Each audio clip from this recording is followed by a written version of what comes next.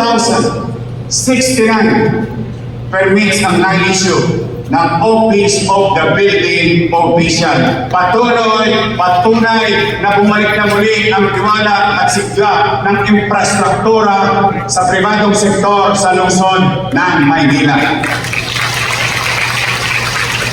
Umabot sa 702 million pesos ang halaga ng proyekto ng kabuuang lawak na 67,526 square meters na na-issuean ng nasabing permit. Muling nag-i-invest, naniniwala sa ating lungsod ang ating mamamayan at negosyante. Kung may mga bagong bahay, kusali, may dagdag ding hanap buhay. Kung noong ay 18.9 million pesos lamang ang nalikom ng business permit mula July to September 2024. Ngayon, tumaas ang mahigit kumulang 300% ang nalikom amounting to 58.9 million pesos sa business tax. Parehong buwan, parehong dami ng buwan. Parehong opisina, ang pinagkaiba, taon at pamunuan. Thanks to our people in business permit.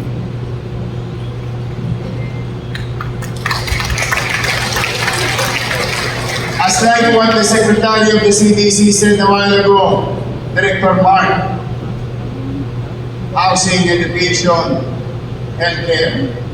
These businesses produces 12,752 jobs generated for the city of Manila and for our people. 7.1 billion pesos ang total investment na pumasok sa ating lungsod sa loob lamang ng nasabing panahon. Pati ang hawkers fee, saan ka nakakita? Nagbawas na ako, naglinis na ako, nag-clearing na ako. Pero ano ang naging epekto? Mula sa 7 million and 9 pesos, 90,000 pesos, noong July 1 to September of 2024, umakyat sa 10 million pesos in the same period but different year and leadership. Paano nangyari yun? Nagbawas na, tumaas pa ang kita. Kasi po, unti-unti nang nawawala muli si Eddie at Patty.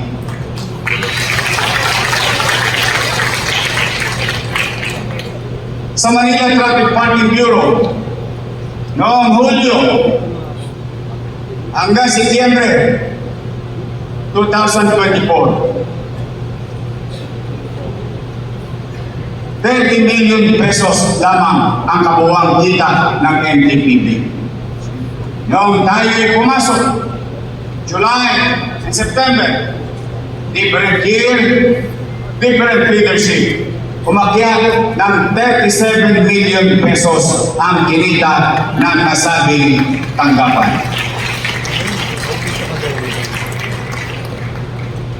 May tweet pa ako yan. Bakit kaya? Matanong natin sa ating mga sarili. Patunay na kapag maayos ang sistema, disiplinado ang mga enforcer, malinaw ang direksyon ng pamahalaan, may resulta, may koleksyon, at may tiwala ang taong bayan. At pagsusumikap ng Office of the City Administrator, nakalikom din tayo ng karagdagang 38 million pesos mula sa contractor's tax. Natanggal na ang mga buhol-buhol sa lahat ng records ng ating mga revenue centers. Sa pangkalahatan, napabuti natin ang kalusugan ng ating financial na kalalagayan. Hindi pa po tayo nakakaraos sa todo, palayo pa po tayo. Pero hindi na po tayo nag-i-ikaos. Kung dati nasa ICU tayo, Ngayon, Bank of Health na lang. Paano natin nagawa ito? What is our formula for fiscal stability that we so decide? Dagdag bawas. Ulihin ko. Dati, negative yun. And let's make it positive. Dagdag bawas. Dagdag na koleksyon through efficiency of collection, bawas gastos o walang kapararatang paggasta ng salapi ng taong bayan. We have diffused the budgetary time bomb that was the surge in job order at maraming nakaka-relate dito sa loob. Kumpara noong January to June, 9,830 JO. At ang masakit, tatambay ka lang sa kanto, JOE ka na. Sarap. Sana all maging tambay. You know what's JOE? 14,000 pesos. Wala kang gagawin. Tatanggalin mo lang ang poster ni Isko at Chi.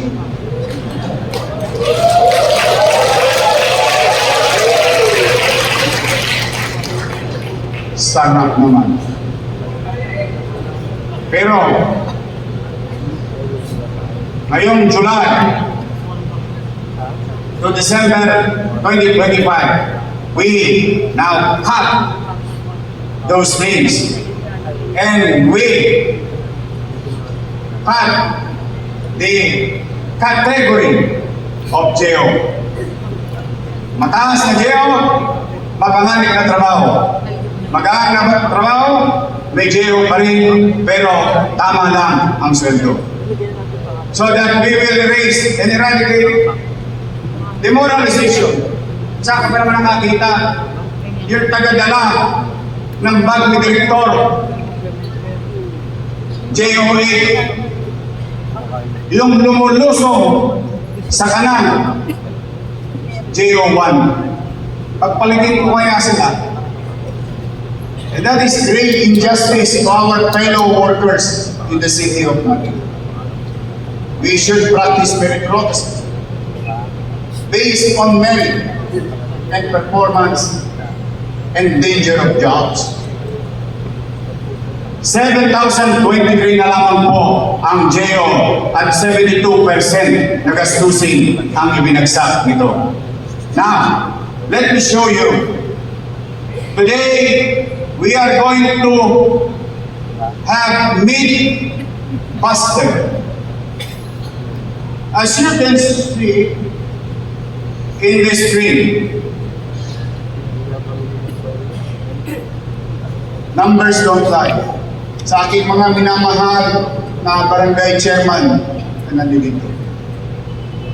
Tingnan po ninyo, noong Disyembre, ang JO, January,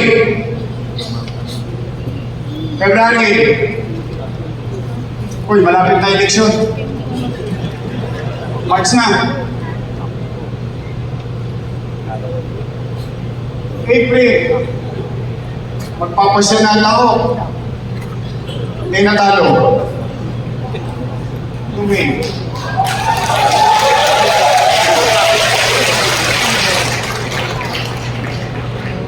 The day speaks for itself. Sa mata ng mga abogado, mga narinito, res ipsa licito. And what we need, what do we really need for us to operate, for us to function at the bare minimum? Tingnan po ninyo yung ginawa natin noong July. Yan lang ang kailangan natin. Wala nang iba. Kung dumagdag ng kaunti, ay kung luluwag tayo. Tingnan po ninyo ang difference. That's how we will rate. Whether they accept it or not. That's how they utilize at some way. Pero, tingnan ninyo, ang masamang epekto ng ating ginawa sa lungsod. But then again, ang mga bayarin at ang ating binayaran, hindi lahat malaki. Pero, at least, sa katagang nababasa sa jeep, hudas ng pay. Hindi nila pwedeng ipukol sa atin. Bakit? Di baling hindi ako nakapag-aral. Di baling high school graduate lang ako. Di baling sabihin na nilang artista lang ako at bobo ako. Di baling ako sa panigil nila ay walang alam. Pero meron ako isang ugali, hindi ko ako manunuwa.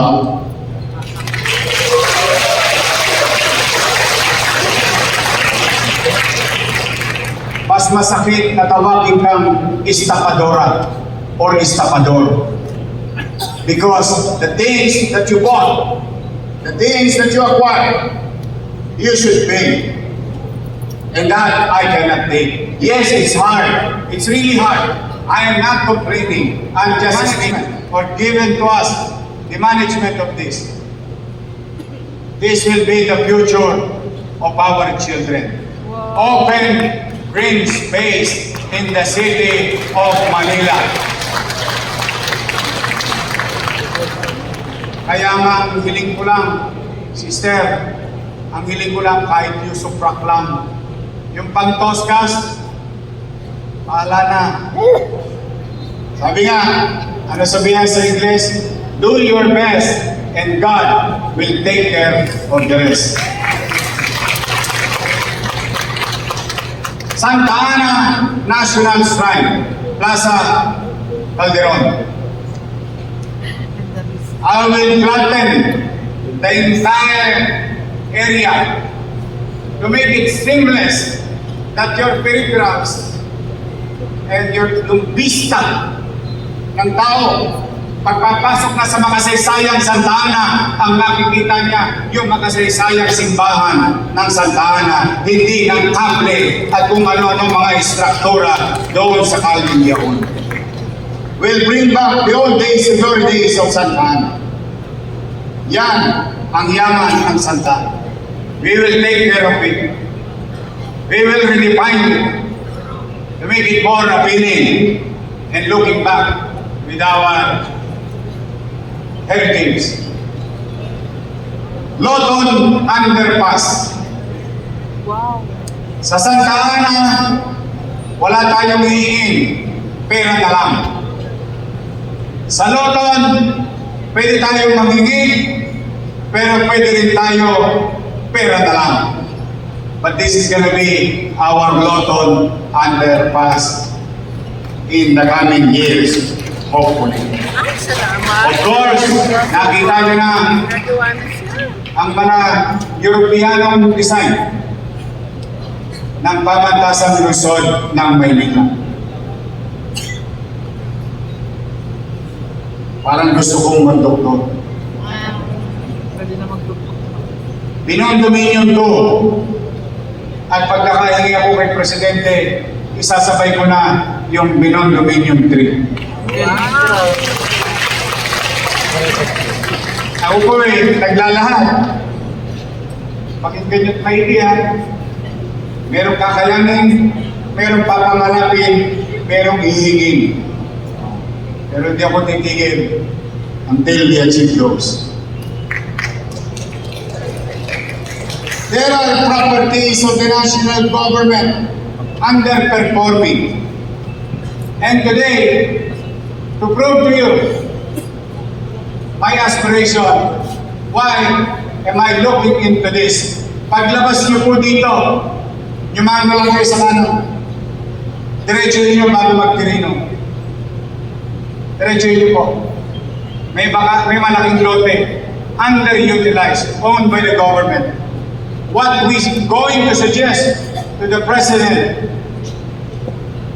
itayo ang Bureau of Plant Industry NCD vertical housing program about 4 story, 4 buildings.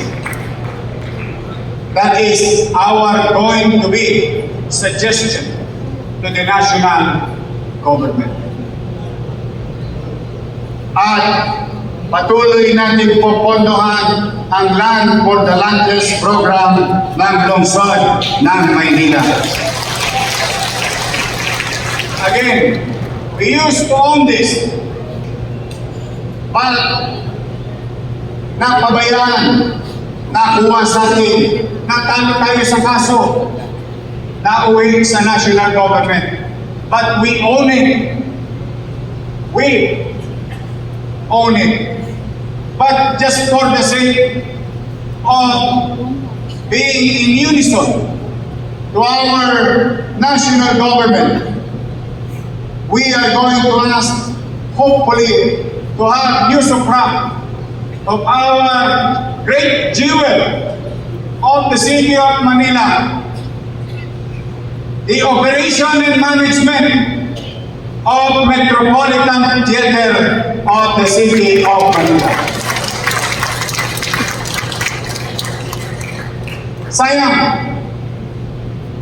Lubiloso, at iba pang mga artista sa teatro. Sayang, yung mga mag-aaral natin.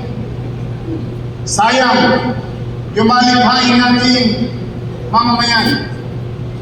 Tutuman lamang, sana, kung hindi maibalik sa atin ng pag-aari, sana tayo na ang operation and management.